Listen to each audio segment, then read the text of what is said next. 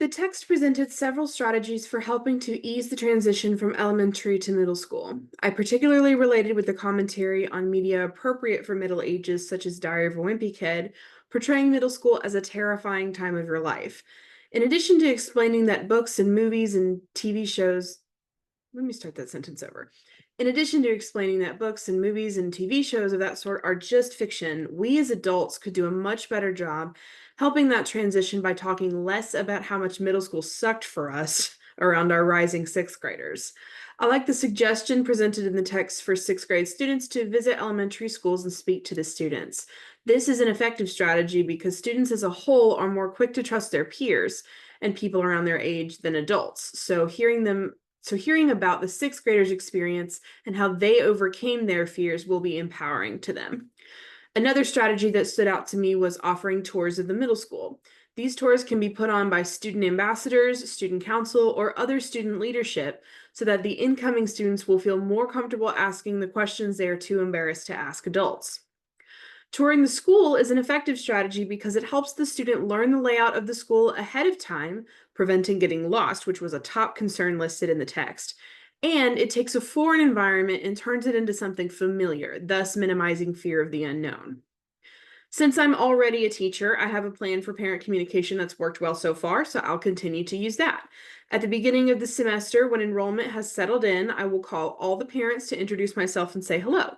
I will use this opportunity to remind them that eighth grade science does a little physics, but there's no need to be intimidated by it. Additionally, I'll let them know that I'm available via email during contract hours and that I provide video lessons made by me for remediation, in addition to morning and afternoon tutoring twice a week. In the past 3 years, this has worked incredibly well for establishing connections with the parents and makes it far easier to call home for grade or behavioral issues or just to praise the student.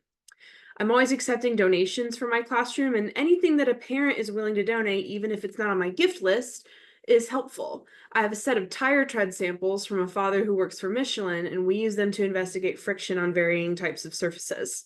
I encourage any parents who work in STEM to reach out to me if they'd like to come to class and talk about their career and how they got there.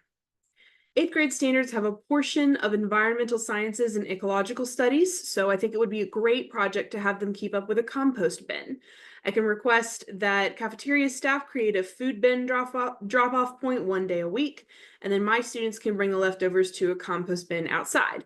They can get involved in their neighborhoods to advertise the fresh fertilizer that it produces for anyone that has a garden or some variation of one. Another great way to get students involved in the community is to have them collect recycling, or is to have them collect recycling if their parents are willing to help them drive to the recycling center. They can have a few neighbors commit to separating recycling from trash, and they can collect it once a week. I'd even allow the students to try and earn some money this way as an incentive if they'd like, because it's hard to get cash when you're 13, possibly don't get an allowance, and can't work a real job yet. I think that this may also provide them an opportunity to get to know their community by helping out outside in their yards and learning and teaching them about the environment in the process.